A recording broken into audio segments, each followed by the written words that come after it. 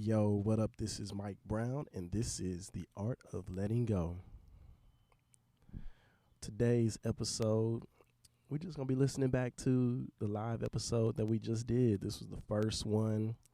It was really fun. It was really cool. It was a little challenging because, I'm not used to really running my show on a timed schedule, so I was a little nervous, but we got through it, and for those of you that made it, I appreciate you coming out. For those of you that didn't, hope you enjoyed the episode. Got me fucked up, my pockets kinda empty, my spirit overflowing. They be like cuz flowing, like he had done this long time. All my life is scared to share it. Yo, what up? This is Mike Brown, and this is The Art of Letting Go. Letting go, letting go. Ooh, yeah. All right.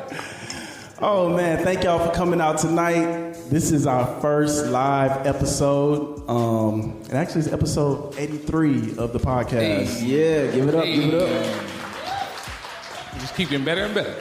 So, would you guys like to introduce yourselves before we go any further? Age before beauty, go ahead. Do you want, you introduce me and I introduce you? All right, so to my right here, we have Dr. Byron Young, MD. Dr. Byron Young, he is a child adolescent psychiatrist. He is coming from Brooklyn, New York, by way of New Orleans. You already know, baby, I'm out here, baby, you already know. We out here, baby, dirty New Orleans, you heard me? Yeah, he is the cultural ambassador of Wakanda and a brother that knows so much. You should all get to know him. Maybe you should comb your hair, but you. Wow. He is a powerful brother, man. He's shots doing his early. thing. You didn't get a drink in yet. You're going to shoot shots at me? You're not about to. Okay, that's fine. This brother is Brother James Dad Yogadoo Woods, LMFT. Is that right? Is it LMFT? What? No, I'm sorry. MFT extraordinaire. This brother, he creates curriculum to do yoga and meditation with young people in schools, particularly alternative schools out in the Inland Empire. He does yoga with communities all over Los Angeles and the Inland Empire. He is about to start doing some work. Can I say that at the children's hospital? Can I say that?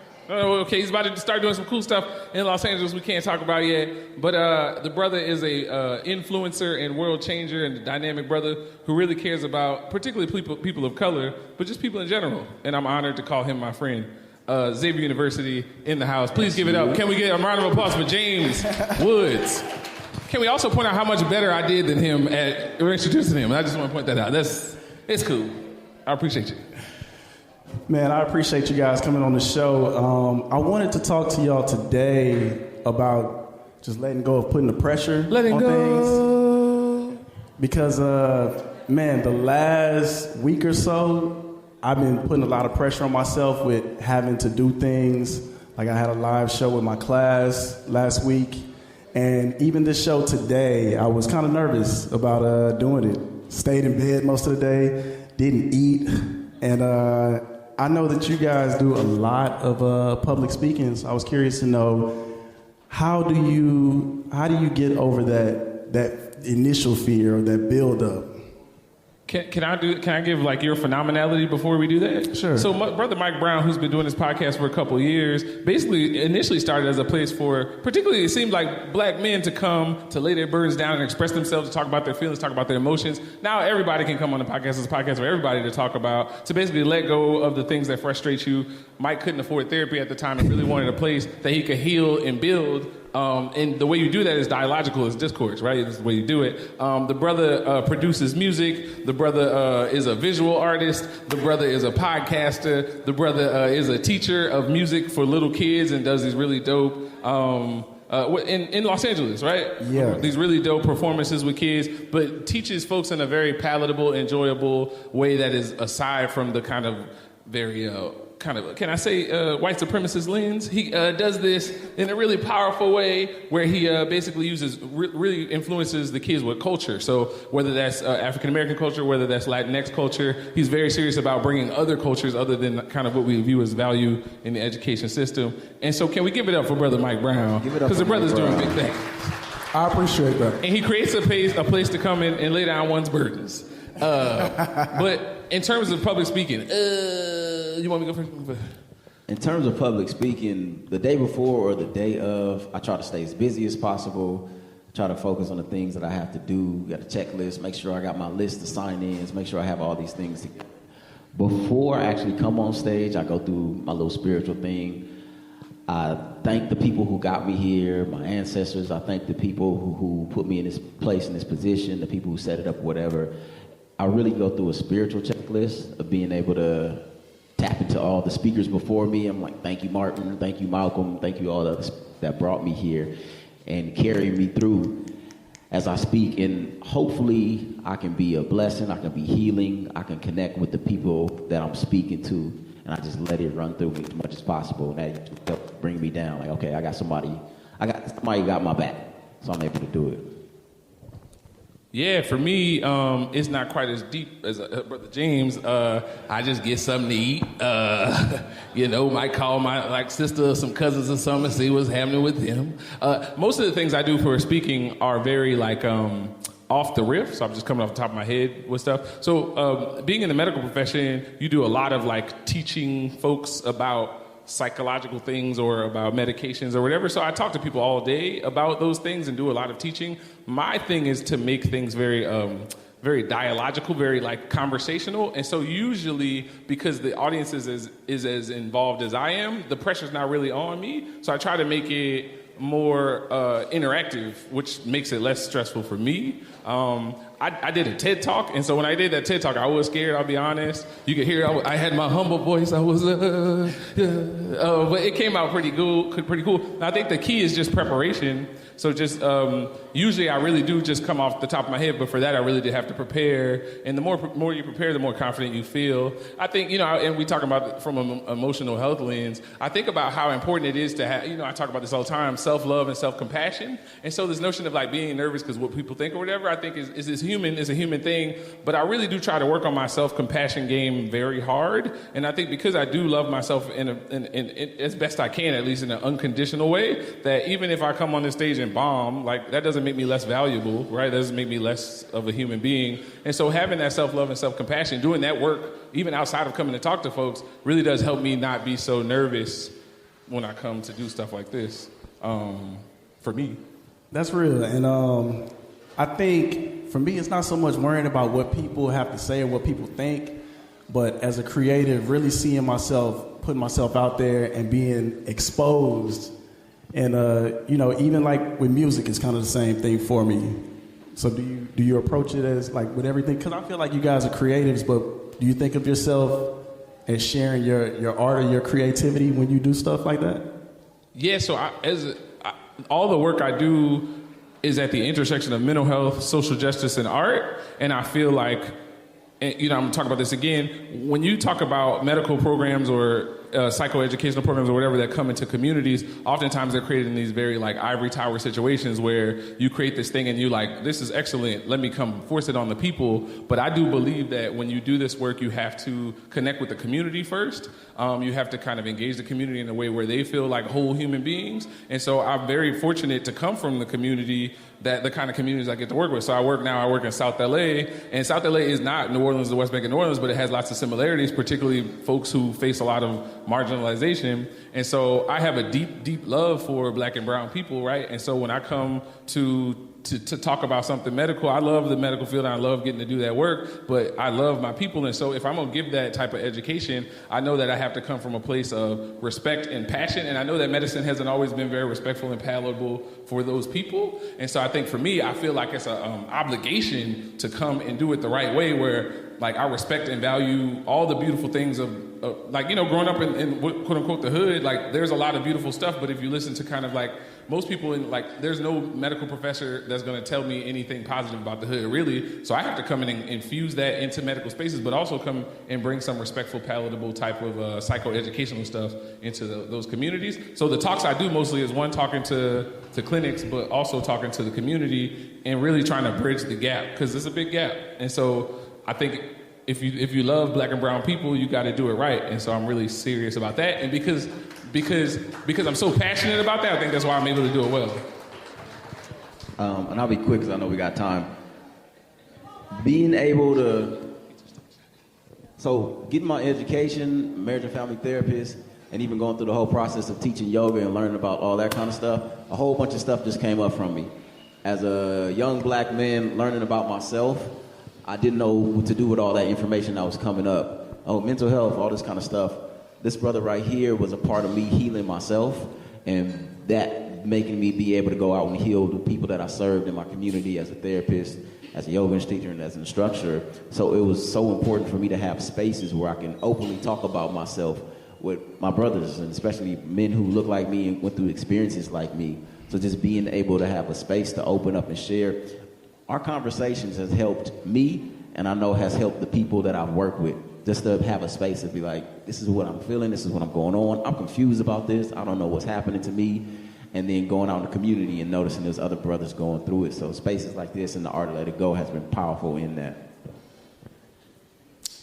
That's powerful, man. Because I definitely feel the same way. Like, you guys definitely gave me the space to be open and vulnerable in who I am, and that's what makes it easier to be able to share that with other people. Can I ask you a question, Mike? Yes. So, as a person who has curated space for people to come and kind of share their histories, their stories, has there been any like explicit examples of something that someone maybe said that really transformed how you do this work or transformed how you appreciate this work? Like, you've done it 83 times, this is the 83rd time. Of these narratives that you get to hear and kind of have people express, anything stands out that really kind of motivated you or really kind of transformed how you do this work, or like really meant a lot in that way? I think for me, when people reach out and let me know how the episodes make them feel, that's what always kind of like makes me really just continue to give my most authentic self, because a lot of times, even like today, just overthinking what the episode is going to be about or how I was going to present it. And then when I say fuck it and just kind of just let it be what it's going to be, those are the ones that touch people the most. Can you say fuck it? Can you say that? Can you say that? You can say fuck it? Fuck it. We showed ID to get in here. We had to show ID to get in here, so we can say it. I appreciate that. I'll say, I feel like, so the notion of, particularly as a black man having a space to come and talk. Before this podcast ever happened, we had a brotherhood that I think this podcast kind of is a prime example of something that came out of that brotherhood. But having a spot where you have brothers who could talk about really vulnerable stuff is not a common thing, right? Even in we go to the barbershop. In the barbershop, it's a lot of peacocking. Y'all know what I mean when I say peacocking? It's a lot of like showing your best, most positive self so that people think you're cool. It's a lot of I got that, I got this going on. Right. I got, look at my lady or whatever. And so it's a really valuable thing to be able to have this brotherhood where you can be vulnerable and talk about shit. Sometimes I'm 100, but sometimes I'm a 22. And either way, I know y'all gonna love me in a really positive way and motivate me. And y'all gonna call me out. Y'all gonna hold me accountable. Yeah, you know what I'm saying? And so I feel like this podcast is an extension of that brotherhood, which I appreciate. It's cool that we get to share that with the world in a way that's really impactful. I think that's dope. And Mike, you said authenticity, and authenticity is huge. And being able to be authentic and the safety of this podcast, because this is going out to the world, but it still feels safe just talking to you and talking to Byron and talking to y'all on stage. So I feel comfortable with being authentic. I can say what I need to say. And when I say what I need to say, I'm being my whole 100% self. And that's healing for me. Like, I'm all about healing and all about having that space. The more I'm healed, the more I can be in healing relationships, as we were talking about earlier, and the more that I can develop and the people around me develop. So authenticity through this podcast and just through our conversations has been huge for me. That's what's up, man. This was one of the goals for me to be able to do a live show. And I'm curious to know, because, passion has been on my mind a lot, and purpose. And I'm curious to know if you guys feel like you found your purpose at this point in your life. Sure, I can speak to that. I think I feel so very blessed and privileged to get to do all the cool stuff I get to do. I talked about the intersectionality, so that brings together three things I love. So social justice, coming from an under-resourced part of New Orleans, like, that's my people. So I love the Outkast quote, I stay down for these streets because these streets where my folks at. Like, I take that very seriously. So now having a job where I get to make a little money and that kind of thing and get privileges and that kind of thing, I make damn sure that I use all that privilege and all that power to impact where I come from. And so that's my passion, to like listen to what's out there on the other side of the curtain and then bring it over to my folk. You know what I'm saying? So I feel like I'm Peter Pan in it. Not Peter Pan, Robin Hood. You know what I'm saying? I'm trying to go to the other side. That's funny. Trying to go to the other side and bring stuff to my folk and do it again and doing it because there's this thing where people are like, there's only one way to be valuable. Like if you don't wear a suit and you, if you sag your pants, somehow you can't be smart. Like those types of things are like narratives I'm trying to change, man. I think it's really important to like change the narrative and make sure that it's a broad swath of people that can feel like fully valuable human beings. And so for me, that's my passion. And I'm really blessed to get to do it.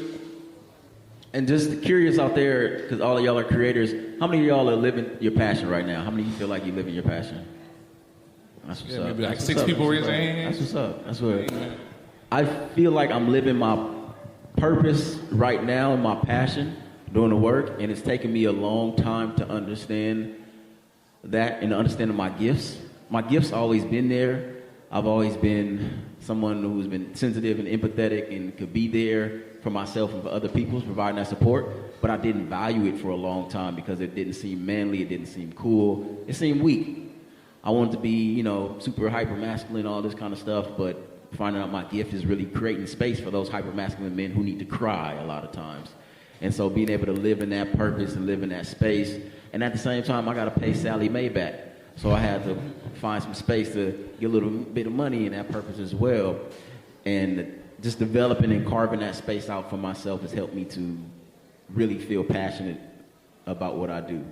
And can I also add, I think part of my passion is finding a tribe of people to do the stuff I love to do with. So like finding folks that really do nurture me, that I don't have to posture for, I don't have to wear the mask for, of which you guys are in that circle, has really added value to my life. And I think also trying to be inspirational to other people to do that too, but also knowing like folks that feel like everybody's so black and white, it has to be this way or the other. It's a spectrum. So while I'm trying to be inspirational, I'm also being steady inspired too. So I really appreciate that. So my passions get to grow because I have safe spaces to grow, and I decide what spaces I spend my time in, including this safe space. You feel what I'm saying? So like making good decisions around who I'm spending my time with, who I'm spending my energy with, helps me to better do, kind of reach the full potential of what I'm passionate about. This was up. Before we get out of here, what is one piece of advice that you could share on this stage that could help somebody in there? You want me to go first? Let me see. I think everyone should read the book Whistling Vivaldi. It's a book about stereotype, threat, and implicit bias, and it definitely helps you understand how oftentimes the world will kind of try to push a narrative upon you that you yourself might internalize and become a victim to without even knowing it. So you think about the world telling people of color that they're less intelligent, the world telling women that they're less powerful, like those types of narratives. And so even though you may not believe it consciously, there is this thing where sometimes you internalize those narratives and it can really affect you. And so this book really talks to you about all those narratives, but also ways to kind of get around it and kind of work through it.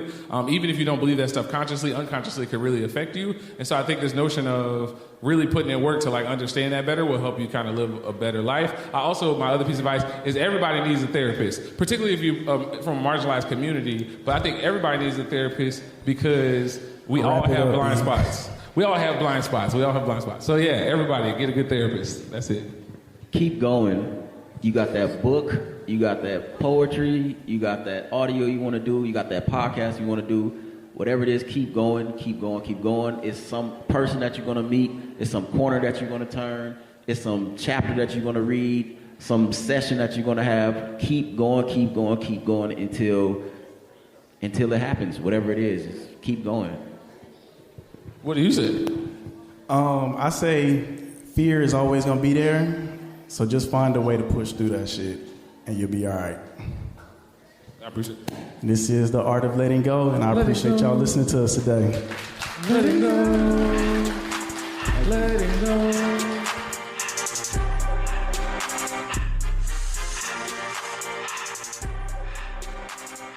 Thank you for tuning in to this week's episode of The Art of Letting Go. If you like what you heard, please be sure to subscribe to us wherever you listen to this podcast and leave a comment. Let us know what you think. Let other people know what you think as well. If you want to get in touch with us, hit us up on all social media at The Art of Letting Go Podcast. Also, you can send me an email, theartoflettinggopodcast@gmail.com, or give us a call. Leave a message. We might play it on the show. 213-394-2773. Also, if you would like to support The Art of Letting Go, we got some really cool merch on bonanza.com, as well as we're now on Patreon. You can find us, The Art of Letting Go podcast. Subscribe to us. Thank you guys for listening. This is Mike Brown, and this is The Art of Letting Go.